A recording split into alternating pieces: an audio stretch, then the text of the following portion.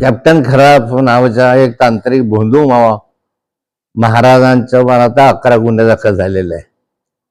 विविध माध्यमांना महिलांना फूस लावणं, महिलांचं यौन शोषण करणं अशा स्वरूपाचे आक्षेप आणि आरोप त्याच्यावर आहे.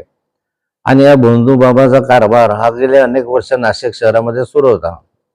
नाशिक शहरामध्ये सुरू असताना अनेक नेते, मंत्री, महिला मंत्री, या संदर्भामध्ये जी काही महिला आयोगाच्या अध्यक्षा होत्या ह्या अशा अनेक महिला त्या ठिकाणी भेटल्यात. आणि त्याच्या माध्यमातून आता हे लक्षात आलं की यांनी इतके मोठे उद्योग केले. आता याच्यामध्ये केसरकरांचं नाव येत आहे. अनेक म्हणजे मग देवेंद्र फडणवीस भेटलेत, केसरकर भेटलेत, आणखी जयंतराव पाटील असतील किंवा अन्य असतील. सहज दर्शनाला गेले, फोटो काढले आणि त्यांचे नाव आले असा प्रकार आहे. परंतु केसरकरांचं उदाहरण हे वेगळं आहे.